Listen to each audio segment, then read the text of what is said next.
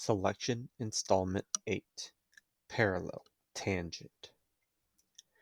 Two curves upon a quiet plain, they wander wide, yet fate has planned, with each path their own domain, intersecting convergence meet with lines so grand. A secret shared, a common slope, side and outside they learn to cope. Through distant points their paths align, an elegant dance, a truth divine. Numbers pure and through their bond is shown, equation graph defeating ictocyriophobia and 21. Parallel prophecy true, forever known, of tangents meeting, bold, cold, and done.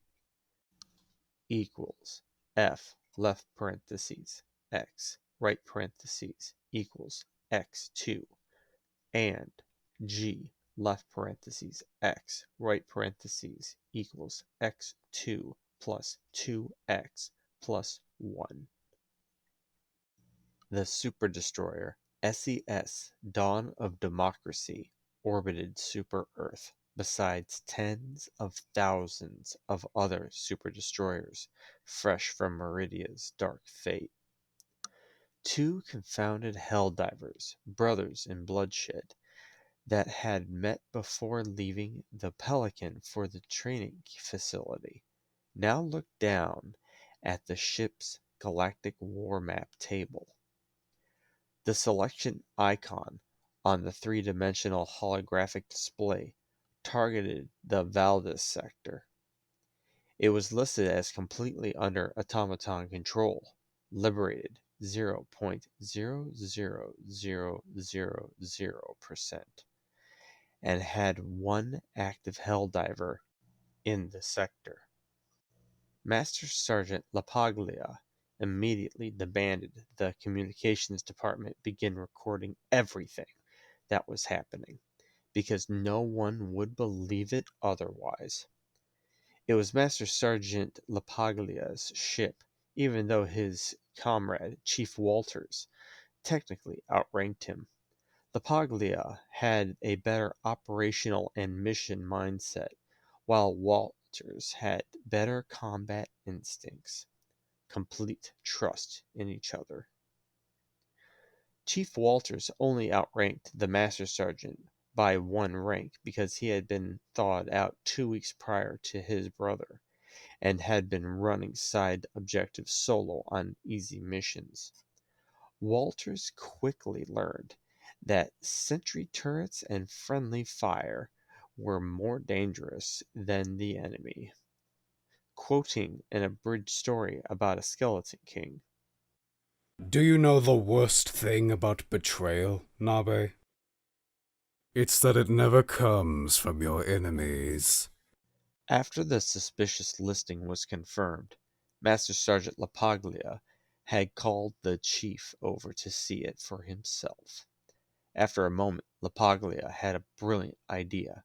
Chief Walters had destroyed more than a dozen active illegal broadcast towers, but had noticed they were all still networked on their own isolated system. If one of those towers were anywhere on the Helldiver's half of the planet, he could ping the Helldiver's helmet radio, maybe even his camera. The network was set to broadcast only, so it wouldn't carry a message to the Helldiver. Still, something was better than nothing in this mystery. After the Master Sergeant got his Democracy officer's permission to access the illegal broadcast network for this reason, rock music assaulted the usually quiet bridge. Video had been disabled, likely from damage than an act of treason, but a signal did come through. The Helldiver was singing, while the sounds of conflict garnished the audio feed.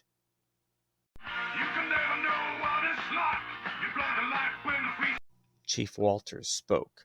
Should we rescue him? Master Sergeant LaPaglia put out his hand in a body motion, translating to halt.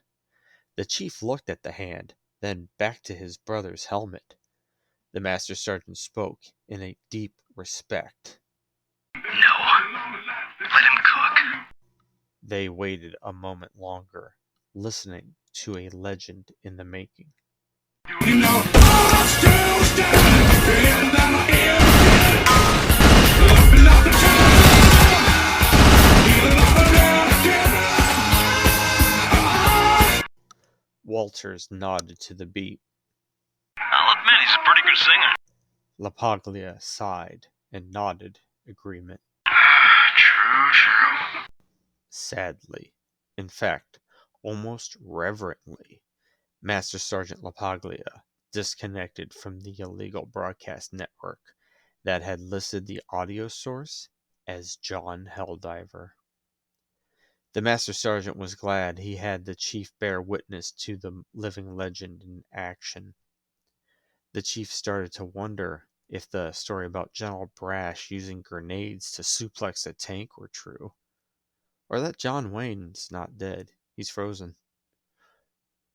End side log, June, Thursday the 3rd, 2184.